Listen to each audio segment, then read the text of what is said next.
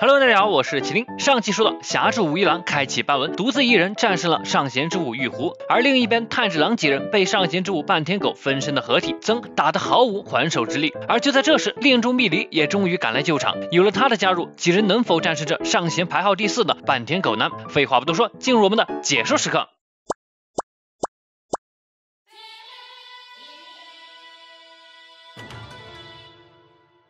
蜜梨从木龙口中救下了炭治郎，将他安置在一旁。炭治郎正要提醒他敌人是上弦之4，但蜜梨已经站在了曾的面前，并气哄哄的让他赶紧放了豆子和玄弥。但这种命令的口气令曾直接骂他女流氓。这人身攻击直击蜜梨心口上，练系3之行，练猫10语。蜜梨手中的日轮刀划出诡异的弧线，杀向了曾。他的刀轻薄柔软，像蛇一样，配合其柔软的身体，可以发挥出惊人的效果。面对曾的木龙，也可以很从容的对付。看着自己的攻击都被这人全部接下，曾也不墨迹，直接放大招了。血鬼术、无间夜术，木龙的数量突然暴涨，但蜜梨一招5之行乱爪，一招就砍断了进攻而来的所有木龙，并一瞬间就杀到了曾的眼前，就要割断他的脑袋。但这时一旁的炭治郎却嘶吼道：“这样不行！”果然他还是轻敌了。只见曾发出了同鸟鬼一样的声波攻击，蜜梨硬生生吃了这一记近距离的声波，整个人都震晕在原地。要知道之前炭治郎隔了一段距离中招都被震得耳鼻喷血，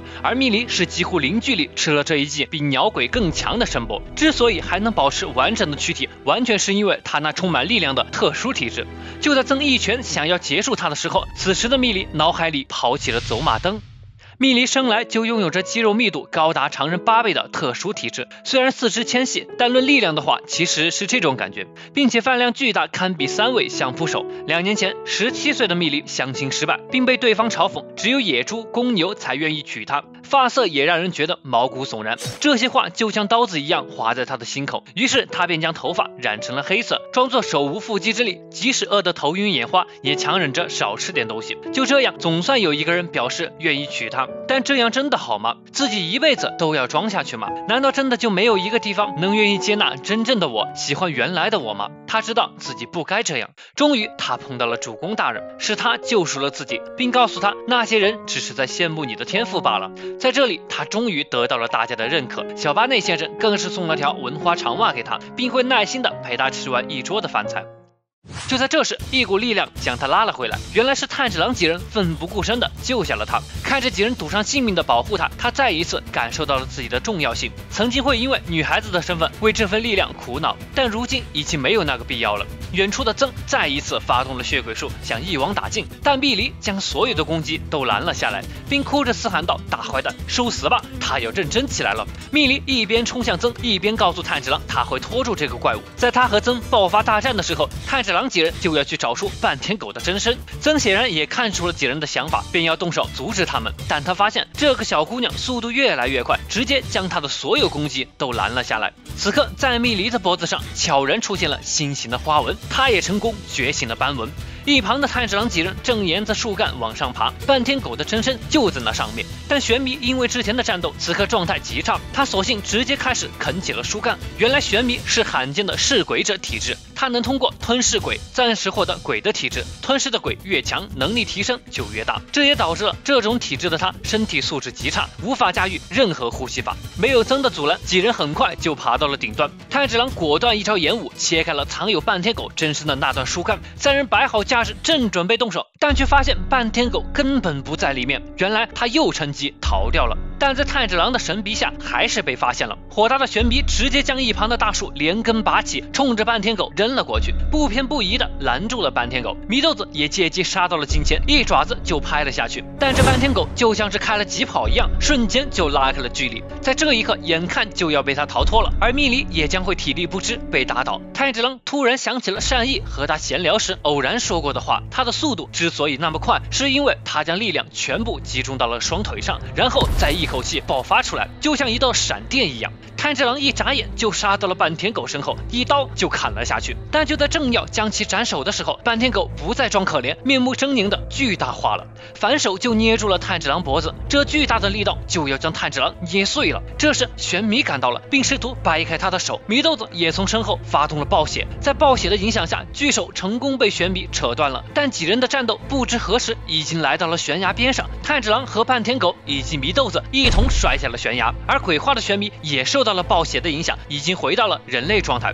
烟尘消散后，祢豆子倒在地上，炭治郎被挂在了树上，而还被炭治郎的刀卡在脖子里的半天狗，由于分身增消耗了太多力量，导致他的再生速度非常的缓慢。但这时他看到了躲藏在远处的几名刀匠，此刻他急需人类的血肉来加快再生，直接就冲向了几人。看到这一幕，炭治郎急红了眼，直接从树干上摔了下来，准备再次使用之前闪电般的急速，拼上性命也一定要阻止他。而就在这时，一把日轮刀落在了他的眼前，原来是从山崖上扔来的。这是武一郎拼了命从钢铁种手里夺过来还没完工的刀，来不及向几人道谢，炭治郎就化作一道闪电，原地只留下一地火焰。火神元武一闪，这一刀是无数人的羁绊凝聚而成，炭治郎就是承载这一切的利刃。可是虽然半天狗的头被斩下来了，但眼前还有更糟糕的情况，天就要亮了。而正暴露在空旷地带的祢豆子就危险了，炭治郎疯了一般的朝豆子跑去，正在嘶喊着让他快逃，但伤势太重，令他说不出话来。而祢豆子似乎也理解错了，起身朝他狂奔了过来。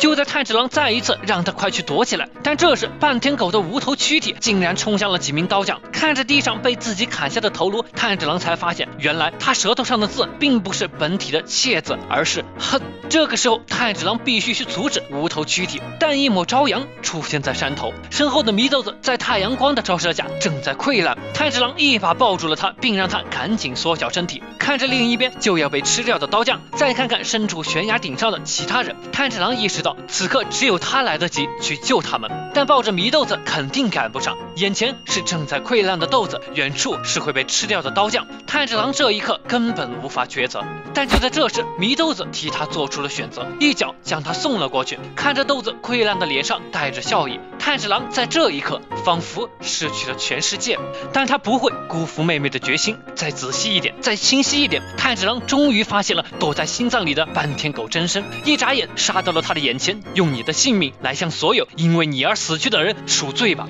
炭治郎手里的刀带着灼烈的火焰向他胸口砍了下去，心脏里的半天狗真身在这一刻终于被斩首了。太阳也高高的挂在了天上，半天狗的身躯消散在空中，但炭治郎这一刻却在嚎啕大哭，恐怕此刻的豆子也已经消散了吧。突然眼前的刀匠让他回头，这一刻炭治郎失去的全世界又回来了。祢豆子完完整整的站在他的面前，他竟然克服了阳光，并且还冲着炭治郎说了句早上好。虽然口齿不清，但炭治郎仿佛看到了从前的祢豆子。难道说豆子变回人类了吗？但似乎并不是这样，豆子除了克服阳光和会说简单的话以外，其他特点都还是和鬼一样。但这样就已经令炭治郎非常高兴了，一把抱住了豆子，宣泄着自己的高兴。豆子也笑得很开心，一旁的玄弥看着两人的身影，也露出了久违的笑容。不过紧接着炭治郎就因为伤势太重晕了过去。而在这之前，另一边独自对抗曾的蜜梨已经哭着嘶喊道不行了，自己要被干掉了。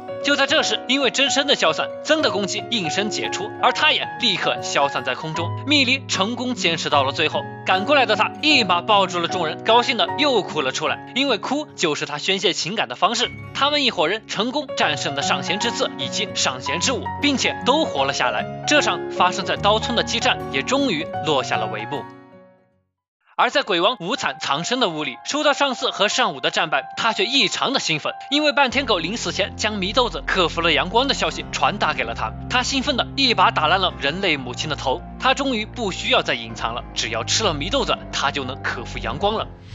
将无惨变成鬼的是一位善良的医生，他倾尽全力想要治好已经被断定活不过20岁的无惨，但最终被病情恶化的无惨残忍的杀害了。可不久后，他便发现那位医生给自己服下的药生效了，他变成了不老不死的怪物，但也无法在阳光下行走，并且还有吞噬人类的强烈欲望。但这点并没有困扰他，阳光才是真正令他愤懑不堪的一点。他查阅了医生留下的药方，才发现药物还缺少一种名为蓝色彼岸花的东西，所以便制造了众多的鬼替他寻找。而如今祢豆子克服了阳光，一场前所未有的大战就要围绕着祢豆子展开了。好了，到这里刀匠至尊篇全部内容就基本结束了，接下来将会迎来更加惨烈的大决战，下一篇将是大战之前的修行篇，当然只会用一期视频进行解说，需要 BGM 的可关注启灵同名网易云，也可以扫描上方二维码加入启灵的交流群，便可获得最新视频的更新消息。最后感谢所有支持启灵的小伙伴们，你的3连加关注就是对启灵最大的支持。那么本期视频到这里就结束了，我是启灵，我们下期再见。